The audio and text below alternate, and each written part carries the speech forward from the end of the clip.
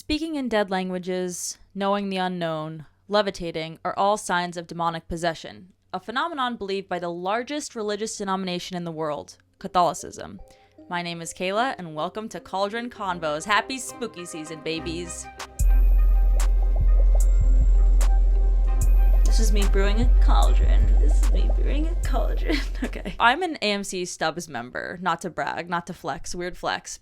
But I also was a former Movie Pass holder, so I feel like that gives me some credibility as a movie goer, a movie watcher, a movie critique, if you will. So basically, if you don't know what that is, I pay about $25 a month to see unlimited movies at AMC. So I could just go with my big fat popcorn bucket, smear butter all over that baby, and watch movies alone. But basically, I get really excited for fall, for Halloween movies, for horror movies, and I was on the AMC website perusing, as I usually do, and saw a new movie out called Pray for the Devil. Have you heard of this new movie? I did see the trailer. You did? Yeah. Would you like to give a little wrap up on what it's about? Yeah, well, I can give my take on it. So it's about a nun. She goes into the Catholic Church, and then she's given the opportunity to become an exorcist. And she's one of the first females, if not the first female, to be an exorcist. When she starts exorcising people, she realizes that her mother was possessed. The same demon that she's exorcising from people is the demon that manifested her entire childhood. Yep. I think she always realized that her mom was possessed because she was like a very religious person and would pray for the whatever to leave. But I think when she became a nun, it was probably like a full force, like, holy crap. Mom was really possessed, and now I gotta expel this demon. From seeing this trailer, I was like, okay, exorcisms, let's talk about it. It's almost Halloween. We wanna, dive into it. Are they real? What religions perform these? Is it believed by the Catholic Church? Before we dive into it, I just wanted to talk about kind of like the history of it, what religions believe in it, all of that jazz. I forgot to do the sign of the cross. Not that I'm super religious, but I just want to protect myself. I'm pretending like I'm spraying holy water. I don't have any, but we're just gonna squirt it all over. It's disgusting. Or is it? Sorry, I can't say that. Probably shouldn't say squirt and holy water in the same sentence. I also probably shouldn't say that's disgusting and welcome these things. No. In the same sentence. Stay back. Squirt, Stay disgusting, back. And holy water Stay should back. Not be in the Stay same. Back. Oh, I used to love upside down crosses. That sounds bad, but it was a thing in high school. That's not a thing. In Tumblr. Yeah, era. Maybe your high school. Not mine. Exorcism is a ceremony to expel demons from people who have come under their power. And exorcisms have been written about in the Bible. We love the Bible out here. In the Gospel of Luke. All the books. I forgot what it was called, but thank you. It's a book. It's called a book.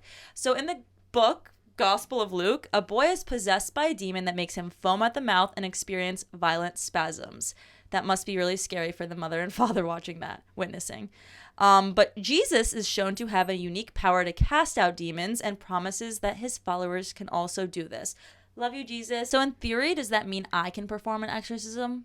Yes, I can, with the power of Jesus Christ, right? Oh, well, Jesus is the only actual exorcist. Okay. And another example in the Bible is he cast a demon into a swine. Interesting. Got to eat that bacon, though. Got to get that bacon. I had a McDonald's bacon biscuit cheese, whatever they're called. And they don't sell yogurt parfaits anymore at McDonald's. I don't think a demon can possess bacon, but it can possess a swine. So by not eating bacon... You're cooking it out. By killing the pig. So, what happens when you kill... Actually, this is a whole nother topic, but I guess I didn't realize what happens to someone who dies. What happens to the demon? I don't know. So why would they possess them and want them to die? The soul isn't part of the possession. We'll get into that later. Okay, we'll get into that later. Okay. Right now we're on the history, so let's just keep going. I'm just getting so excited by exorcisms, guys. I love this topic. Okay. I also saw this really creepy baby doll at CVS that was I literally just thought about demons when I saw it. Maybe I can get a photo of it and put it in, but dang. As the technology gets better and better, Halloween decorations are getting too real. Yeah, you push the toe, the fat baby toe, and it slowly pulls the head off of a teddy bear. It's play with me. Anyway, whatever. Okay. So we see it in the Bible. Okay, great. In ancient Mesopotamia, illnesses were thought to be the result of spirits and other entities inhabiting a person's mind, body, and soul. And Babylonians believed demons inflicted harm on a person's mind and body. Zar is a term used for spirit possession, common in Northern Africa, Eastern Africa, some parts of the Middle East. So clearly the practice of exorcism or belief in demons sort of like afflicting someone's mind, body, soul, is connected to many religions, including Hinduism, Islam, Judaism, obviously Christianity, Catholic Church. But the point is, it's not just the Catholic Church. And do you have any? Yeah, well, I think that oftentimes people are kind of a little skeptical of demonic possession. And there are people in Christianity and I'm sure in Judaism that don't believe in it. Yes, of course. The point being is it is recognized in some degree in every single religion, more or less. Definitely. Maybe not Scientology, but... Yeah. Actually, we should look into that. Scientology and demonic possession. No, they probably would be like, pay me $5,000 and I'll get rid of the demon for you. And then they'll be like, L. Ron Hubbard's going to come down, exactly. Beam you to space, to Hail Bop. Exactly. We love Hail Bop. No, we don't.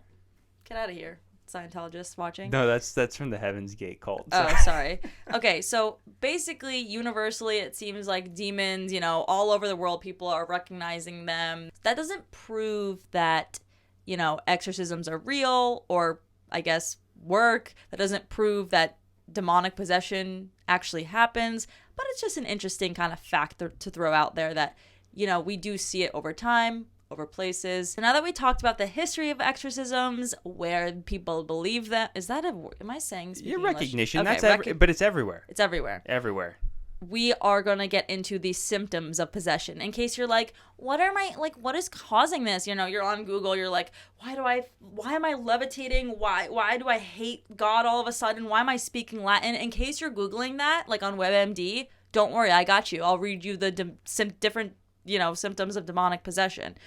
Break it down. So, of course, I found 13 of them. The first being a loss or lack of appetite, which fine, like, understood, but that could also be like you're just taking Adderall or something like that. So we're not just saying... Or hungover, sometimes, Yeah, well, I feel like I do the opposite, but moving on. I'm just like, all the McDonald's in the world. Cutting, scratching, and biting of the skin, which again... Okay, like that could be something else. Doesn't necessarily... Sounds like a tweaker, kind of. Oh, geez. Is not that eating. No, tweaker. I feel like you shouldn't say tweaker. Well, what is twerker? A crackhead. Okay. Anyway, a cold feeling in the room. Now this, it's like, okay, what if the AC is too high or cold? High. Too on. But it's cold. What if the AC is too low? Yeah. Or just like, what if you have, I don't know, some people get cold. Yeah, my parents' house is like, I don't know, 120 something years old, and like if you go in the closet in my bedroom, it's probably 15 degrees colder. I don't like that than at all. The actual room. I don't like that. Maybe maybe the closet's just possessed. There's like a demon in there. Oh no, I hate Closet that. demon. Stop. Let him out of the closet. He doesn't have to be that way anymore. It's 2022. We accept LGBTQ plus in this podcast. What? It's not that funny. Including demons? Yes, including all demons. Well, never mind. Get out of here. We don't accept you. It's not LGBTQ plus demons. No demons. Scratch that off. The next symptom is getting a little bit freaky here. Unnatural bodily postures and change in the person's face and body. So, like, that's when your face all of a sudden is like... Like an allergic reaction? Yes, but like if your arm is like contorting in a specific way, but that's actually a symptom of schizophrenia. I forgot what it's called, but I did learn about, what's it called? Like when you have like stiffening of the arms in a certain way. The robot? No, that's not funny. It's literally a symptom of schizophrenia. I'm over this. Okay. Anyway, whatever. All I'm saying is it's weird unnatural bodily postures, but it can be a symptom of mental illness, not just demonic possession. Here we go. Here's kind of an interesting one. The possessed losing control of their normal personality and entering into a frenzy or rage and are attacking others. Also kind of sounds like a mental illness. Yeah, also could be a mental illness. Change in the person's voice. I feel like you can also consider that with mental illness. But this is where it gets creepy. We'll get into this a little bit later with some of the anecdotes, but when it comes to the actual possession and people speak, like a little girl speaking with a man's voice, that's where it kind of gets a little freaky. But I can talk like this. Does this mean that I'm possessed? I can talk like this. You gotta like... I can talk like this. That's not scary. Move your mouth, though. I can talk like this. No. Supernatural physical strength, not subject to the person's build or age. That's weird, okay? But maybe it's adrenaline. Yeah, definitely. I mean, it could be. Okay, speaking in tongues the person cannot have learned before. this is the craziest one for me personally. Yeah, no, I completely agree, because this is something you can't necessarily like totally learn, like speaking ancient Greek or Aramaic or even Latin. I mean, I know they teach Latin, but if you see like a little kid just fluently screaming at someone in Latin, you're gonna be a little freaked out. Now, I probably shouldn't admit this, especially on the internet, but while I was researching this, I was like, what if I learned ancient Latin? To prank me, just or something? to prank someone. God, that'd no, be pretty like funny. just to prank Father Vincent Lampert, who we'll talk about later, into thinking I'm Father Vinny. like that would be such a hardcore study, like research study, like learning ancient Latin just to like be possessed by a father. That would be the ultimate prank video. That would. Logan Paul. Knowledge of past events the person cannot have known about, knowledge of present events the person is not witnessing or having knowledge about, and prediction of future events that become accurate, sometimes through dreams. And to kind of break that down, an example of that is from a possession story that we'll kind of go into later, but the priest who was actually exorcising a demon from a child, the child began to speak of the way the priest's mother had passed away. Yeah. And it freaked him out, because how would the kid know how his mom died? But that's according to the priest. That's, there's no like footage, there's no proof that they didn't know. There's no proof that they even were talking about it. So whatever, moving on, Father. Levitation and moving of objects, things. Now this is kind of like not believable at all to me. It's like either like Jedi mind tricks or it's like Chris Angel. Yeah, doesn't make sense. I mean, that's where just science kind of diverges from this. Yeah. These we don't have to talk about much, but expelling of objects, things, certain animals, intense hatred, aversion, and violent reaction toward all religious objects or items. Like they're like, Get this force away That's from like me. When you put the crucifix on them and it goes tss, yeah, or like burns holy them, water. you know? They hate holy like whatever. Water. Antipathy towards entering a church, speaking Jesus' name, or hearing scripture. So a lot of these symptoms, I would say, like, okay, that could just be faked. That could be mental illness. There's no really proof of it. But, it's interesting. Like, if you show me someone levitating, if you show me someone speaking ancient languages, maybe I'll believe it a little bit more. Yeah, I know that there are a lot of physical manifestations that also occur, like people slithering across the floor like a snake or climbing up the wall. Yeah. That stuff's kind of spooky. Do you want to talk about any different demons? So there are a number of different demons. Pazuzu, for example, there's the famous Zozo demon, which is kind of like an anecdote of like a Ouija board, where the Ouija board will go back from Z-O-Z-O-Z-O-Z-O, and it's saying its name Zozo over and over again. It could be just an internet telltale. But I hate that. There are different types of demons from different areas. Like you mentioned the Tsar earlier, which is originally from the Horn of Africa, and it came from Cairo, and the Tsar mostly possesses women and it tortures them to death, which is pretty brutal. For us. And another one kind of different than the normal demon that we would be talking about in this is a Wendigo or a Skinwalker.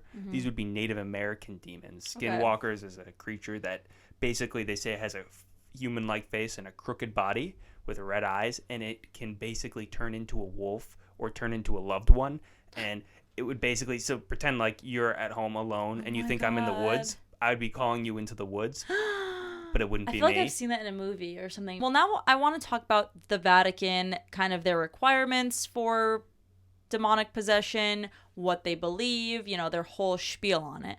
So it's actually interesting. In 2005, there were just 12 priests in the United States trained in exorcism. And now, apparently, there are either more than 50 or more than 100. I've heard two different stories. Don't know why. But, clearly there's more of a need, a demand. The supply is high. The demand is high. Actually, I'm sure the demand totally outweighs the supply of priests. But it's kind of interesting that the Vatican is training more and more priests on this, as well as they literally held like a convention in Baltimore in 2014 where all the exorcists turned up. They were like, so we turn up. Imagine going to that trade show or whatever convention. I would have loved to go like undercover as a nun. That would be, I don't even know if they would let me in. Probably not. Unless you're this nun from the movie. No. But it's interesting because I saw that there were about 125 Catholic exorcists online. Okay. They're not online, but I saw that online. According to the Vatican's guidelines issued in 1999, the person who claims to be possessed must be evaluated by doctors to rule out mental or physical illness before obviously a exorcism. And something I saw online, I watched a couple of the interviews with Father Vincent Lampert, who is kind of the spokesperson for the Catholic Church when it comes to exorcisms, is that they have a large emphasis. He's on way too many podcasts. Can we talk about that? He's definitely a clout chaser. If you just type in another tab, Father Vincent Lampert on YouTube, he's done maybe over 10 of these interviews on Vice, on, I don't know, this other podcast. I'm like, what are you doing? And he has the same spiel for every, I literally could find the same quotes. The same quotes. Father Vincent Lampert is one of the people that claim that levitation is real. He claimed that he saw it with his own eyes. He literally saw the priest have to push down the person in their chair, and that I don't know if I can get behind a levitation. Well, something he said that was kind of interesting, which I kind of see as an out, is he would say, "Oh, a demon can change your perception of a situation," where he can say the demon will basically make it look like I'm levitating. Oh, I see. To you, but to somebody else in the room, I wouldn't necessarily be levitating. And maybe it's kind of like hypnosis, where it's like you're in this kind of state of, I don't know, just it just probably is so weird being in the room during this, just the ceremony in general, by a priest doing this in front of you, that maybe your mind is even just creating kind of things, or maybe you see a little bit of a jump in the person or whatever, and it looks like they're levitating for a second, and your mind just kind of alters the situation. I don't know. Yeah, and we're going to talk about the Enfield horror case in a little bit. It's what the second Conjuring movie is based off of, but they have photos of levitation, but you can kind of clearly see that she is just jumping off her bed. Yeah. So. But I totally forgot we didn't even say that Father Vincent What the hell? I don't know. I almost said Father Vincent Lamppost. Father Vincent Lampert is an appointed exorcist in Indianapolis of the Archdiocese. He trained in Rome for 3 months, and he has this whole story where he was asked to fill in as the exorcist, and he has this whole That's probably a true story. And he was like, I hated it. I was cursing Jesus and God and whatever when he was asked to be appointed as this because he didn't want it, but now he's done so many and helped so many people. He said, in today's world, faith seems to be in decline, but there may be more people that are opening themselves up to the reality of evil. So why would he say that in an Exorcist interview? Why is he linking faith seems to be in decline, but there may be more people that are opening themselves up to the reality of evil? It seems well, maybe that's why there's faith decline, because faith declining coincides with people becoming, or they want people to believe in demonic possessions and exorcisms because faith is declining. Oh, so that the more possessions there are. Because, yes. I mean, hey, if I saw a priest cast a demon out, shit, I'm going to church every Sunday. Maybe this is a whole ploy by the Catholic Church to be attendance is on the decline. We're not getting as many donations. We got to get people to start believing in this. We have to have more possessions. We have to have more YouTube videos. We have to have more interviews of you talking, Father Vincent Lampert. Not that he's super believable or anything. No offense to him. I'm sure he's a great guy. But another thing he constantly says is when people say, what would you say to the skeptics out there? He always says that he should be the most skeptical of it. Mm-hmm. Well, because that would be technically his job. The last thing yes. he wants to do, and he is a good priest in that sense, is he doesn't want to perform an exorcism. He wants people to be sick. Yeah, he said, I should be the last one to believe that a person is really up against the forces of evil, because 99% of the time, he claims, they're not actually possessed. There's a mental illness going on or a physical illness going on, which is good. It's good that they're not all of these people are possessed by the devil. Let's grab them and exorcise them all. That's fine. But it is a little sketchy. They don't have videos of it. They don't have audio recordings of it. But if they did, would anyone believe it? Would people think it's fake? I think with modern day manipulation, and he did say 1 in 5,000 cases they get is an actual demonic possession. And then an interviewer was asking him, why don't you think that a celebrity would be possessed? And he says the devil is kind of a low-key Lola, likes to stay under the radar, which I understand. Why would they want that? Why wouldn't the demonic whatever beings want to get attention of the whole world? He had some sort of answer, but I don't remember. Why wouldn't they go into a celebrity but not want the celebrity or anyone around the celebrity to know that they're possessed, and just doing starting to do weird things and getting other people to be evil? Wouldn't Megan they want Fox, right? You showed me True. this video yesterday. Megan of Fox, Megan are Fox, you okay? Drinking blood. Megan Fox and Machine Gun Kelly, are you okay? I did see people said that she's sucking the life out of him. She's she's literally drinking his blood, but that's a whole other point. But basically, Father Vincent Lampert noted that the Catholic Church won't record the exorcisms to keep the people's identities concealed. So that makes sense, but I don't know. It just seems weird to me, this whole thing about Father Vincent Lampert. I feel like there's going to be an expose one day and like Father Vincent Lampert exorcising a person and accidentally kills them. Like, that's happened. Do you want to start talking about those cases? Sure. So here are some cases of real exorcisms. Let's start with Anneliese Michel. What? How do we pronounce this? Michel, right? She's German. Anneliese Michel was a devout Catholic growing up. She went to Mass twice a week, and at 16, she entered a trance-like state and went to a neurologist who diagnosed her with temporal lobe epilepsy, so she started taking medication for this. The medication obviously didn't work, or else we wouldn't be right here talking about her, unfortunately, but she kept getting worse, and she felt like she was possessed by a demon and claimed this. She was doing really disturbing things, like crawling around the floor, barking like a dog, compulsively doing 400 squats a day. This sounds gross, but, peeing. Can I say peeing? Probably. And licking up her urine. Just Google it if you want more kind of heinous details on it, because I don't want to get too much into it. But eventually, 67 exorcisms were performed on her, and she believed she was possessed by a list of 6 different demons. And there are audio recordings of her talking in these different voices. It's pretty disturbing how low and weird her voice is getting in these. So if you want to listen to it, do it.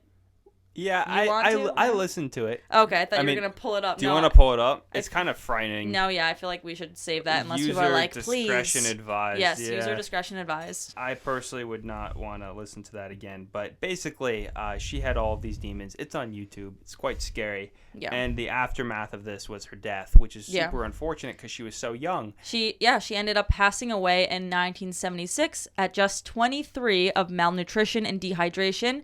And the 2 priests were actually found guilty of manslaughter for this. They were charged.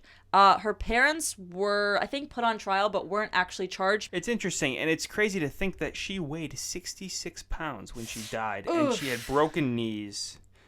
I didn't know that. Yeah. Yeah, so it's a really sad case where maybe she was mentally ill, and did she need 67 exorcisms? I feel like after the first 5, they could have been like, all right, this ain't working, we needed something else. I would have just been trying different pills, that sounds bad. Don't clip no one clip that, but I feel like a psychologist or psychiatrist should have been prescribing different things to fix the chemicals in her brain, or maybe she should have gotten electric shock therapy. She was on antipsychotic treatment. Okay, so I don't know. I guess one last point about her, it is interesting that she was a devout Catholic that went to Mass twice a week. I feel like these things are happening more to Catholics for some reason. Is it because, I don't know, the devil is listening to them more and wants to mock them? Is it better if I just not read the Bible? Why are they preying on Catholics? Or is it Catholics who believe in these evil things, so they're kind of conjuring it up in their mind? I don't know. So I did read an interesting story that I want to pull up and touch a bit upon, because it does claim that witnesses like a nurse and even a police officer back up the story, which kind of is the most proof for me personally. I would say that those are the most credible sources, yes, in my opinion, out of all of these people. And I would trust a priest. Let's be honest. I would definitely trust a priest. What? Just in general. No, I'm just okay. I'm talking. What are you talking? What are you doing? Sorry, I kicked something.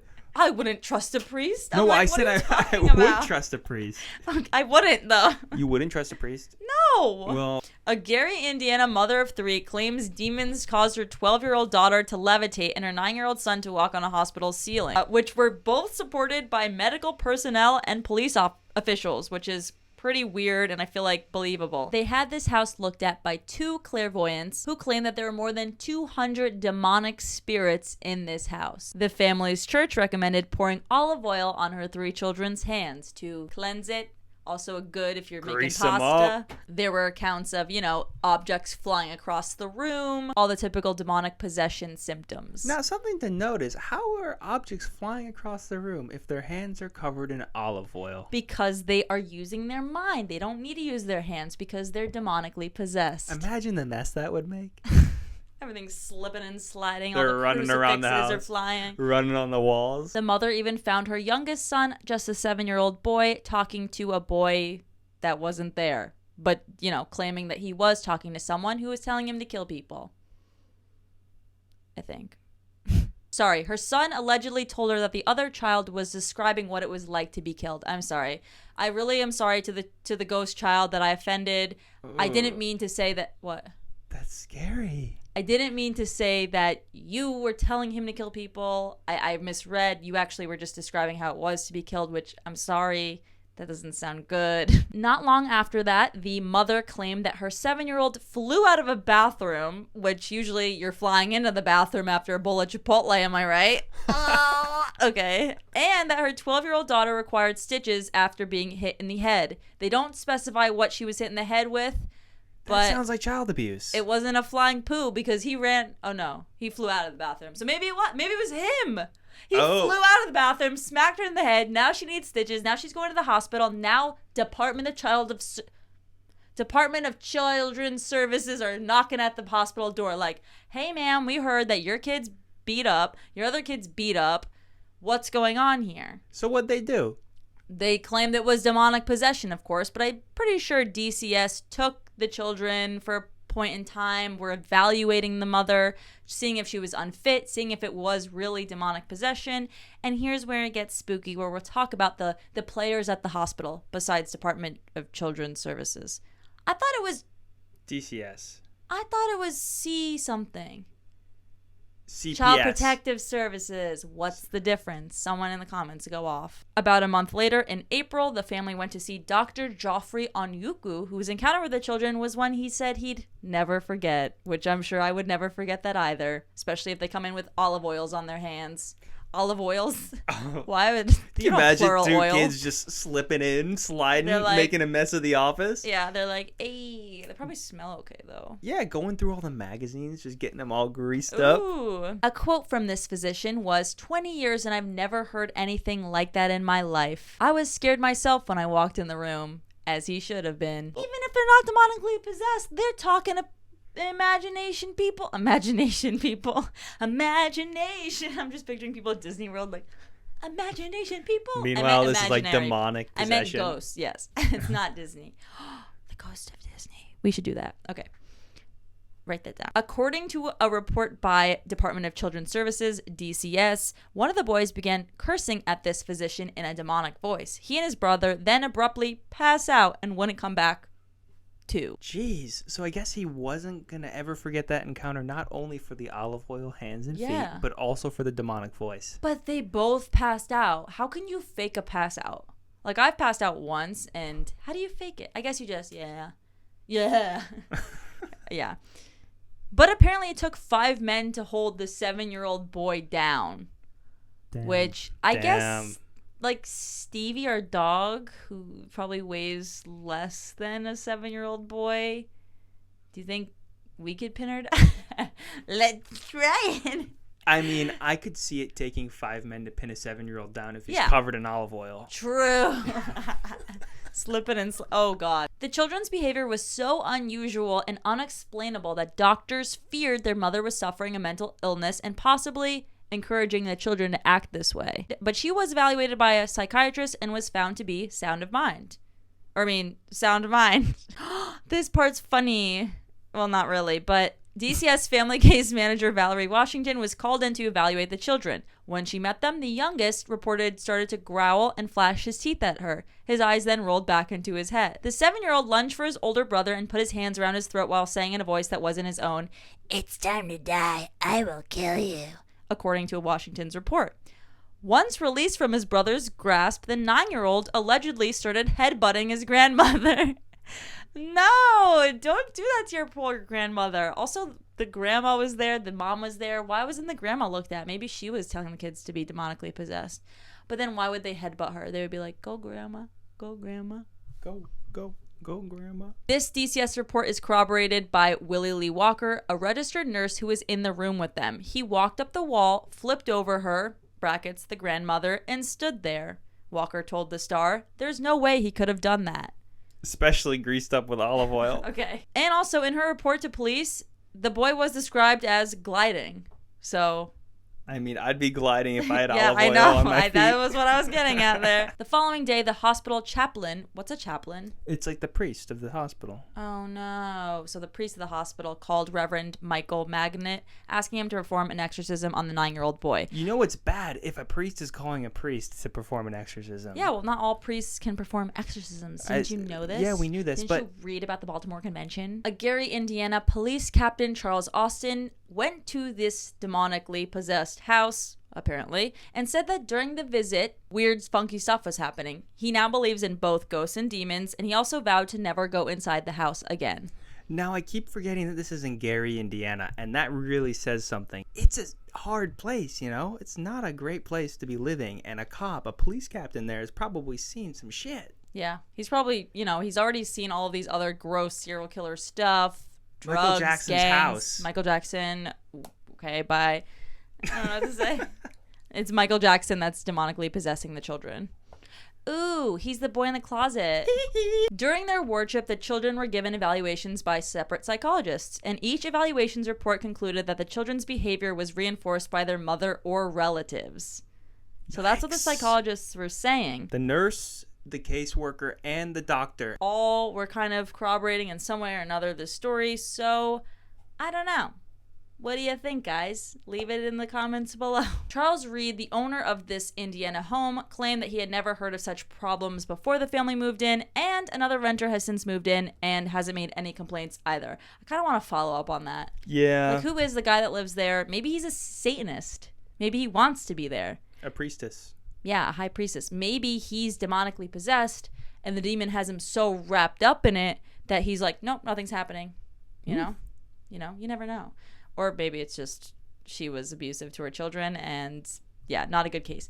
However, it is interesting because I saw another article where Netflix is reportedly making a movie on this. We're getting a full movie of the guy headbutting his grandma and all the olive oil. I wonder if they'll feature olive oil in the movie. I hope so. They feature or them gliding inaccurate. around. Now, that's so interesting because I feel like every exorcism movie is about an old exorcism. Like the exorcism of Emily Rose, the exorcism of The Conjuring 2, for example, was about the Enfield horror case. Do you want to talk about that case now? In 1977, a single mother in England reported moving furniture, knocking sounds, and that her children were levitating, of course. And there's actually a BBC interview on this exact case, Enfield Horror, or Enfield Poltergeist, some people say, which actually inspired, like you said, the movie Conjuring 2. Which is a terrifying movie, and I think they do a good job of picturing it. Again, I've seen it once, and I saw it a while ago when I was a little bit more susceptible to horror movies. Yeah, but The Conjuring, I mean, there's so many of them, I think. Like 6 or 7. In this BBC interview, they actually show the 2 daughters of this family, the younger one specifically, talking in a crazy, weird, low voice and being interviewed. When it comes down to actually being demonically possessed, I think it's very interesting when they speak in low voices because only something like a gas can really do that. It would either be going slower or faster out of your vocal cords, but you can't physically change your vocal cords. They weren't that low, I feel like. Let the listener be the judge. You go listen to it. You can literally go on YouTube and look at the BBC interview where she will be talking in her weird voices. And when I watched these YouTube videos, I thought that it was all fake. I was not having it. I was very skeptical of it. But I did read that more than 30 people said that they had witnessed either the heavy furniture moving, the girl levitating, or objects being thrown across the room.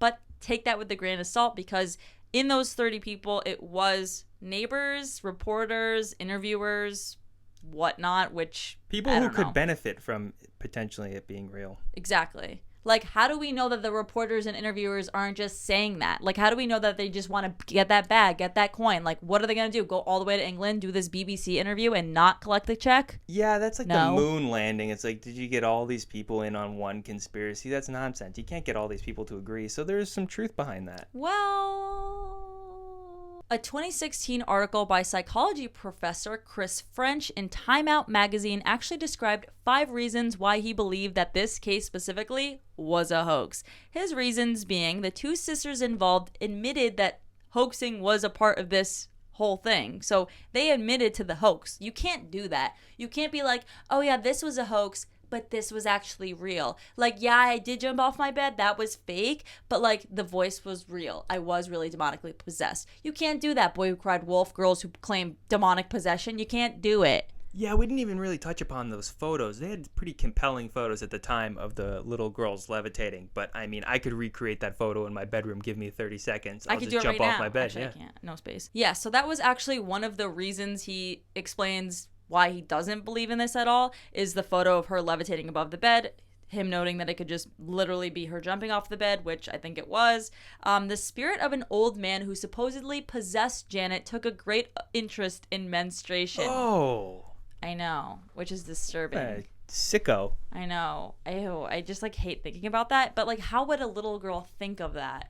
I guess maybe she did get the Mother Nature called and she was just fascinated. Maybe something changed in her brain when she went through puberty. I don't know. I don't think she was demonically possessed, but that's just my take on it. So basically, eyewitnesses are notoriously unreliable. Okay, sir. Well, then how would they ever have the news? It's always like eyewitness. It's literally called eyewitness. It's called eyewitness news. ABC 7 eyewitness news. Yeah, so get out of here. But I do agree with him on the other takes. And then he says other schoolgirl pranks before and have gotten out of hand. Oh, I'm get like, out of here. Creepy, just as creepy as the menstruation point. Yeah. He didn't mention anything about ventriloquism. Oh, yes. So you or believe that or no? That no, you think it's what real. Scares me.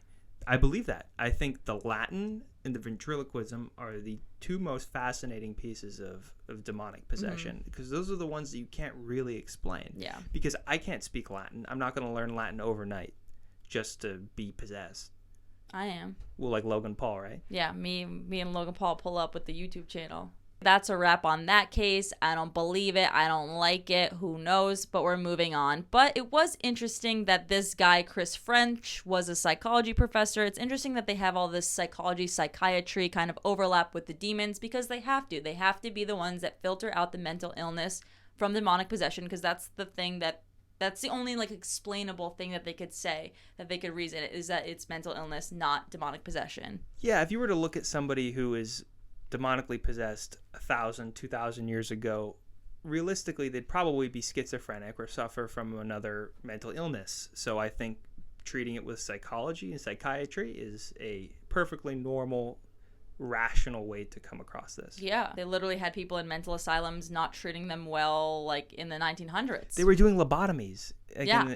Recently. Who knows? I mean, yeah. In Googling this, I did find an interesting article from the Washington Post labeled, "As a psychiatrist, I diagnose mental illness and sometimes demonic possession." And this guy studied at Princeton, Columbia, and Yale, which don't want to judge him based on his credentials, because I did that with the priest. Well, actually, I did the opposite. I didn't want to trust someone because they were a priest, but now I want to trust this guy just because he went to these schools, which why?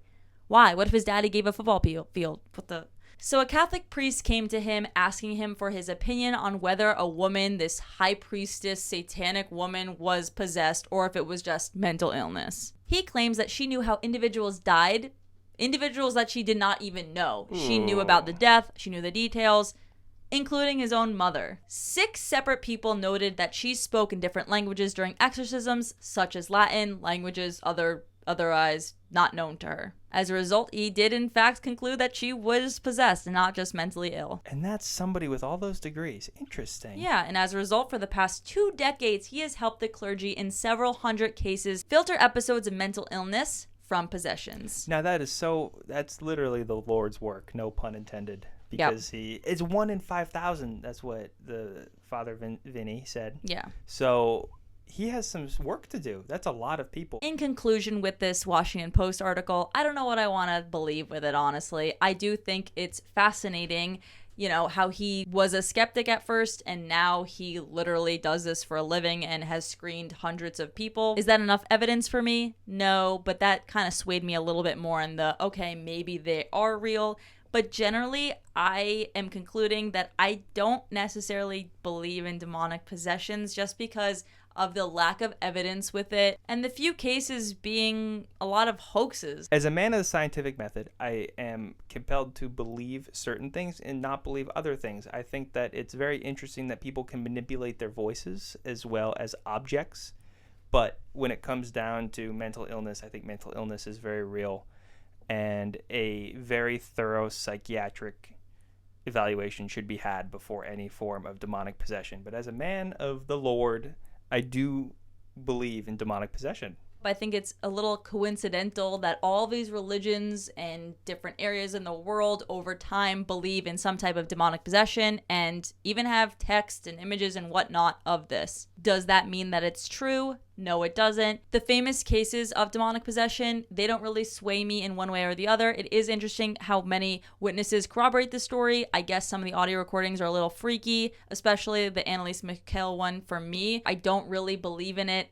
However, if more compelling evidence comes out, or maybe more cases, that sounds bad. I'm like waiting for someone to be possessed by the devil or whatever.